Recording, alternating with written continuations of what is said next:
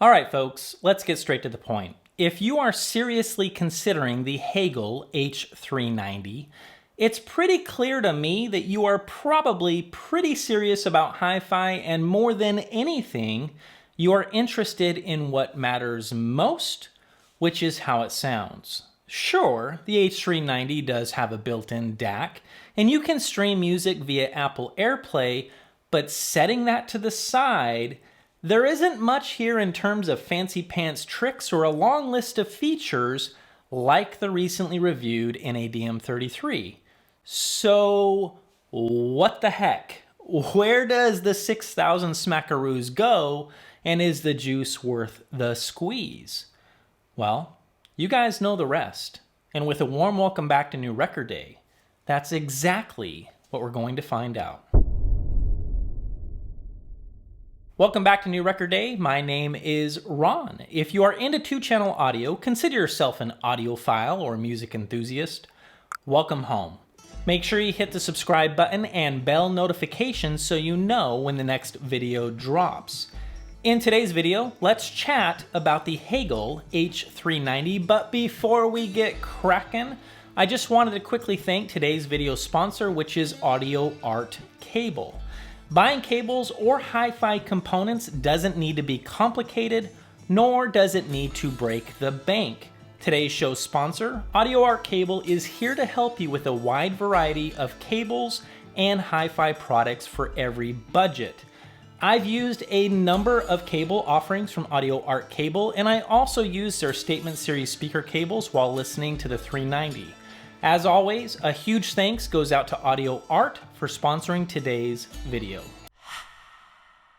Taking a look at the 390 from the front, there isn't much going on to chat about. To the left, there is a large knob which controls the source selection. Smack dab in the middle, there is an LCD display that gives us the basics such as input selection, sampling rate for digital, and volume level. Speaking of volume, to the right, there is another large knob for doing exactly that, turning up the amplifier.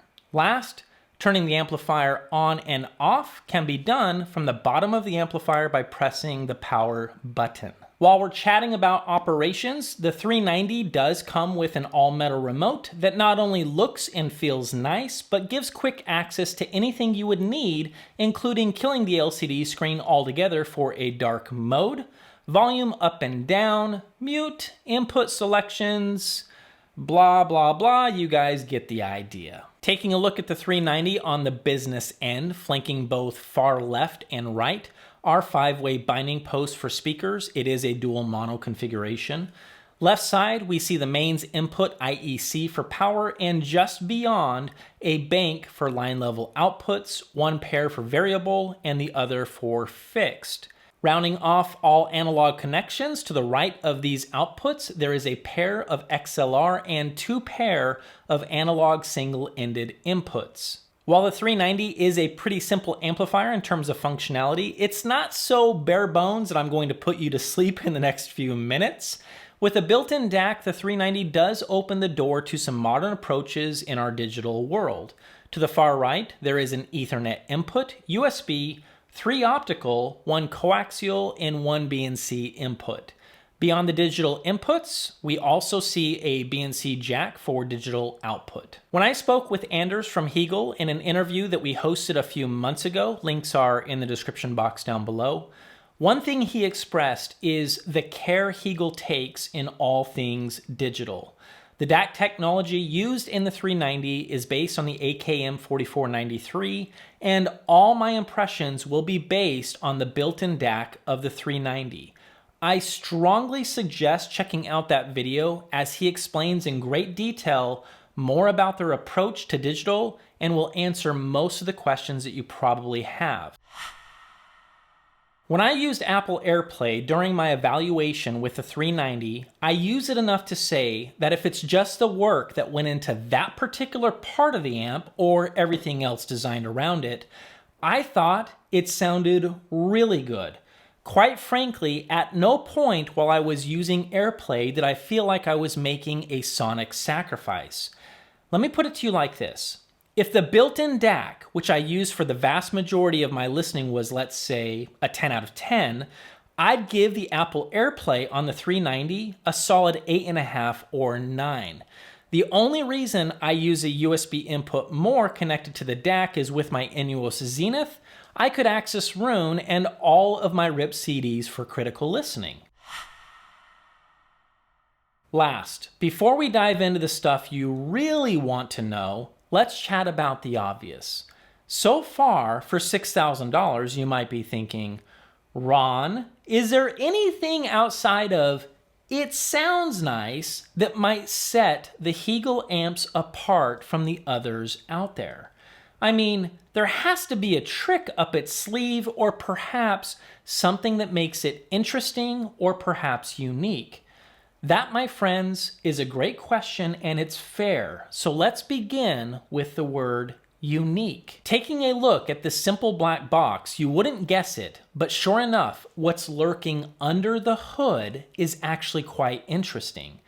The 390 offers what Hegel brands as Sound Engine 2. This patented technology works a lot like noise-canceling headphones. Inside the 390, there is a computer inside which samples what comes in and compares it to what goes out. This computer then subtracts the difference it detects in distortion and brilliantly adds it back to the music, but in reverse phase. The result, pretty simple: music unleashed and free of almost all errors made by the amplifier. Now, that's unique, so let's get this part right for the trolls out there. The Hegel H390 is not like any other amp on the market, period. So don't bother with, "this is just another black box." Seriously, folks, let's be fair in conversation and ask if what this sound engine is doing is something worth chatting about. When I requested the H390, it was inspired by a number of comments I've seen repeated about the Hegels being beautiful and others saying they are a beast. Now, I don't know about you, but when I hear beauty and I hear beast, those two words don't really match up, and it had me thinking, one camp is right and the other is wrong. That is to say, either the Hegels are beautiful sounding or relaxed or chill, or they are a beast with plenty of, lots of bass slam and dynamics and offer enough excitement in the music to satisfy.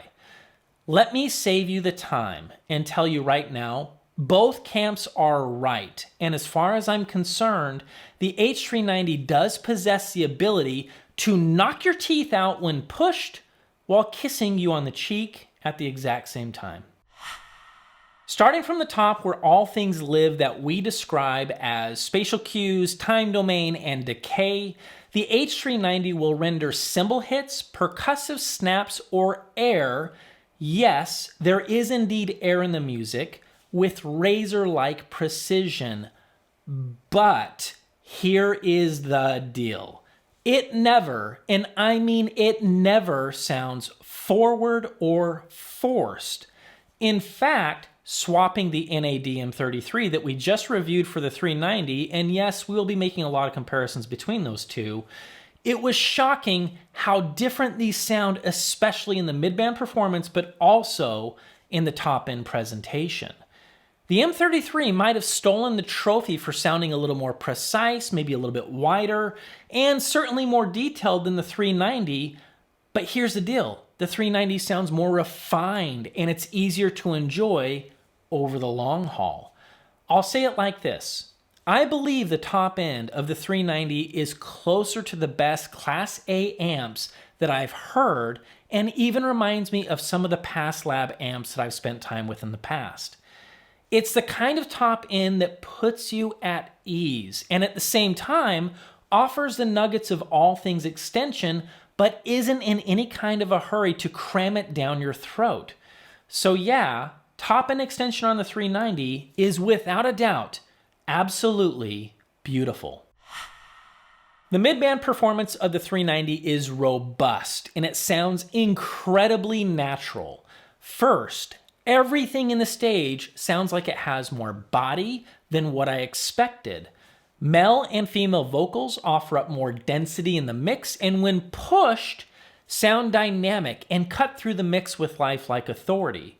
All acoustic instruments, whether percussive or even acoustic guitars, sound natural and offers meat on the bones with lower mid-range and mid-bass.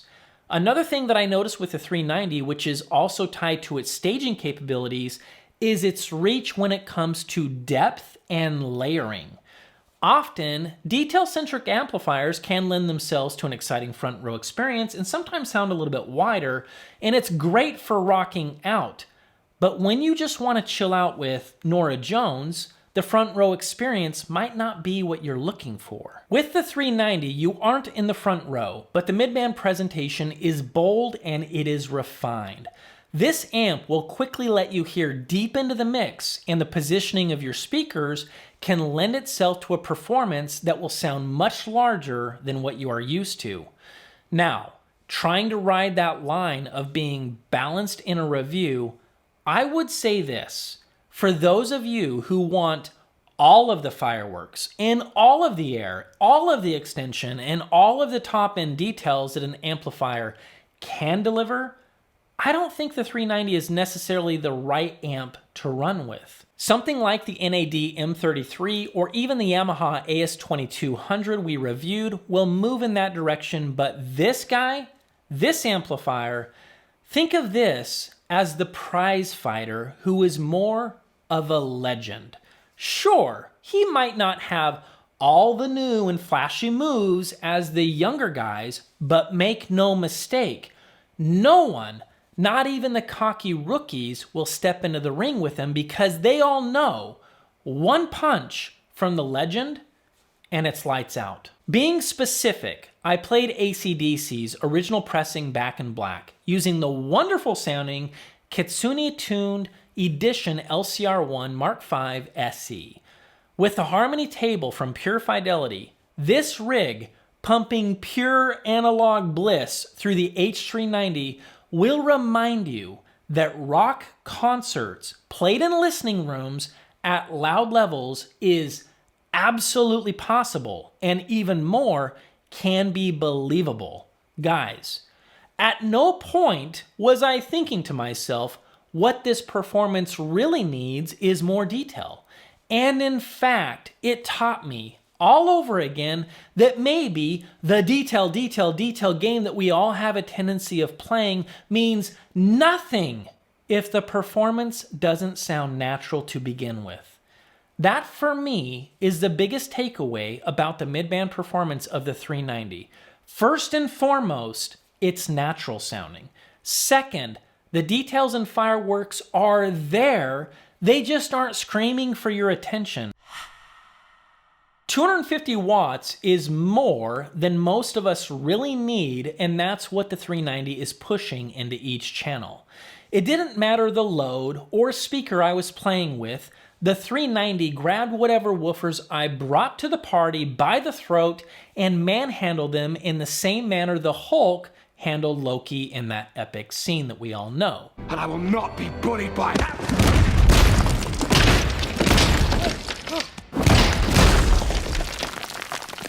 The bass performance on the 390 is staggering, and let me tell you, while the NAD M33 has Dirac, which is freaking awesome, the 390 features the heartbeat of a Sherman tank, which is equally awesome.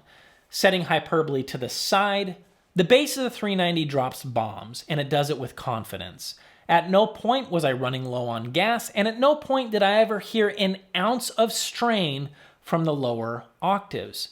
Because the 390 does offer dual preamp outputs, you can even run them with subwoofers, which is totally awesome. Even still, when it comes to all things bass and the 390, the beast shows up, and my goodness me, it is terrific.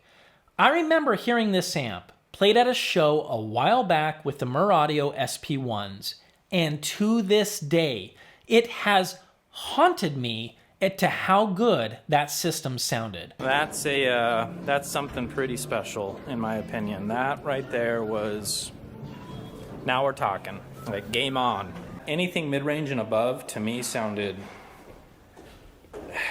nearly perfect. Fast forward, plugging this amp into the Spatial Audio Sapphires, I realize the beginning heartbeat of that room's sound is now mine.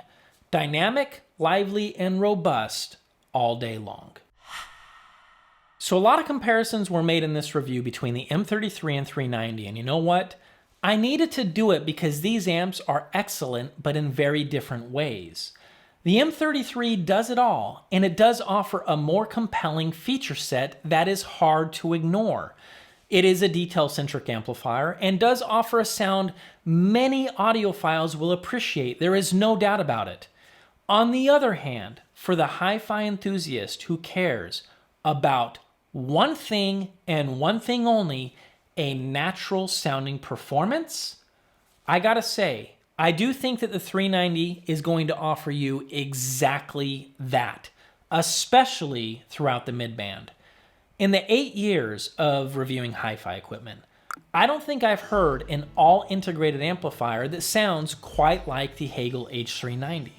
I spent time with Parasound, Past Labs, NAD, Yamaha, and so many more.